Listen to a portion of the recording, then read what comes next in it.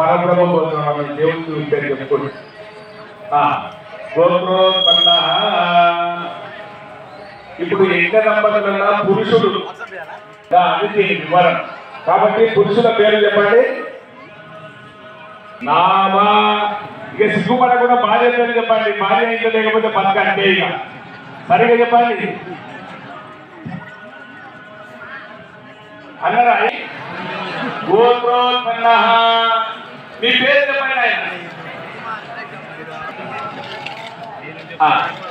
ఇప్పుడు చెప్పండి. సకుటుంబ సమేత వయం సర్వత్ర శాంతి సౌభాగ్య అభ్యుదయ జ్ఞాన వైరాగ్య ఫల ప్రాప్యర్థం జ్ఞానయజ్ఞం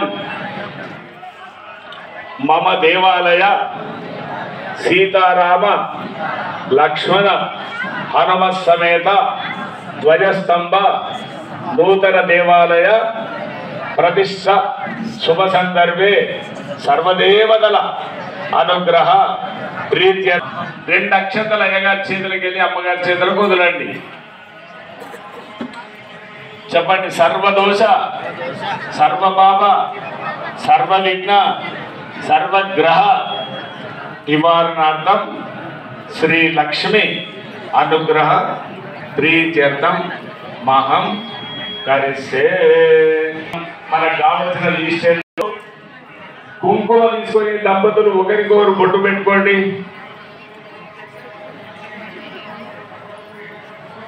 దంపతులు ఒకరికొకరు బొట్టు పెట్టుకోండి. ఓం స్వస్తి న ఇంద్రో వృద్ధశ్రవాః స్వస్తి న పూషా విశ్వవేదాః. నిన్న కూర్చున్న వాళ్ళు కంకణాలు కట్టుకోకున్నా ఇవాళ కూర్చున్న వాళ్ళు కంకణాలు ఇవాళ కట్టుకోని వాళ్ళు కట్టుకోండి.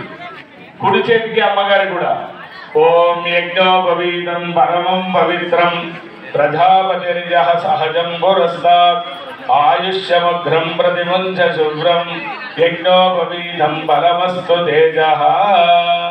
బలో యజ్ఞ భగవానకి. హరి నమ పార్వతీపదే. హర హర మహాదేవ. పూజ్య శ్రీ శంకరానంద స్వామి వారు ఒక 10 నిమిషాలు యజ్ఞం గురించి చెప్పండి. చివరకు పొగ నిండుతుంది, అందరికి లేచిపోయే బుద్ధి ఉంటుంది.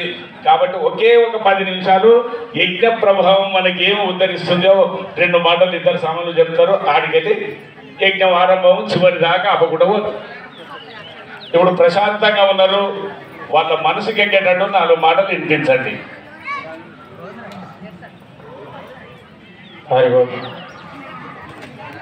దివ్యాత్మ స్వరూపులార సర్వజ్ఞ సర్వేశ్వరి పాదారవిందములకు అధిష్టాన కొత్తగా స్థాపిస్తున్నటువంటి మూర్తులకి మార్కండేయ స్వామికి సమస్త దేవతలకి సద్గురు పరంపరకి మరి మనస శిరస నమస్కరిస్తూ ఆంధ్రదేశోద్ధారకులు మహర్షి మలయాళ స్వామి వారు మరి బ్రహ్మీభూతులు నిత్యసిద్ధానంద స్వామి వారికి ప్రస్తుత కార్యక్రమ సంచాలకులు పూజ్యపాదులు శ్రీ దయానంద స్వామి వారికి మరి విజయ దేవానంద స్వామి వారికి అందరికీ కూడా మీ అందరికీ కూడా హృత్పూర్వక ఓం నమో నారాయణ స్మరణలు తెలియజేస్తూ నిన్న చెప్పడం జరిగింది. నిన్న కేవలం ఒక మనుషులు మాత్రమే చేయదగ్గటువంటివి నిన్న 3 కార్యక్రమాలు చెప్పాను.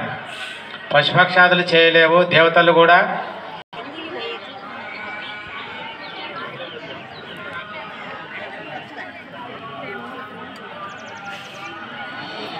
యజ్ఞం అనేటటువంటిది యజ్ఞోవై శ్రేష్టతమ కర్మ అని మనకు శాస్త్రం చెప్తుంది. అన్ని కర్మలు ఎన్నెన్నో కర్మలు పూజలు పునస్కారాలు చేస్తాము. ఎందుకు చేయాలంటే దేవతలు సానుకూలే జగన్నాథే సాంఖ్యమంతా కూడా సానుకూలంగా ఉంటుంది. అందరూ మన అధీనంలో ఉంటారు. మాటలు యజ్ఞ క్రతువులు ఇవన్నీ కూడా గానం కిందికి వస్తాయి. అంటే గానం ద్వారా భగవంతుని ప్రార్థన భజనలు ఇవన్నీ కూడా సంగీతం కిందికి వస్తాయి. దాని ద్వారా భగవంతుని మెప్పించవచ్చు. లేదా రెండవది రోణ అంటే ఏడ్చుట. భగవంతుని గురించి ఏడవనన్నా ఏడవాలంట. మన ప్రపంచాన్ని గురించి ఏడుస్తాం కానీ భగవంతుని గురించి ఎంతమంది ఏడుస్తారండి? రామకృష్ణ పరమహంస మరి రామతీర్థ లాంటి వాళ్ళు మలయాళ స్వామి లాంటి వాళ్ళు ఏ కొద్ది మంది మాత్రమే ఆశీర్వాదాన్ని పొందగలిగినారు. మరి మనం ఏం చేయాలా ముఖ్యంగా అంటే పూర్వకాలం అయితే పంచ యజ్ఞాలని ఉండేది మనకి. ప్రతి ఆవేరు భుక్కులు వాళ్ళు మనం చేసే ఆవిష్యం ఏదైతే ఉందో అదే వాళ్ళకి ఆహారం. కాబట్టి ఈ ఆహారం ద్వారా వాళ్ళు దేవతల సంతృప్తి యజ్ఞం.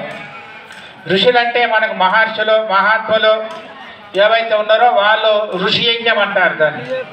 అంటే ఋషులు మనకి ఇప్పుడు మనకు ఉండేటటువంటి ఒక వేదాంతం కానీ శాస్త్రాలు కానీ పురాణాలు కానీ భగవద్గీత వేదాలు మరి ఇవన్నీ అందించినటువంటి వాళ్ళు ఎవరంటే ఋషులు మనకు ముస్లింలకి ప్రమాణ గ్రంథం ఏంటండి? టకటక చెప్పాలండి మీకు తెలిసిన వాళ్ళందరూ. బైబుల్. మరి హిందువులకి ఏం ప్రమాణ గ్రంథము? భగవద్గీత. వేదము మనకి ప్రమాణం. వేదం అంటే తెలుసా? తెలియదు చాలా మందికి. వేదం అవి ఒకటి చదవాలంటే 12 సంవత్సరాలు పడుతుంది ఒక వేదానికి. 4, 12 ఎన్నైతే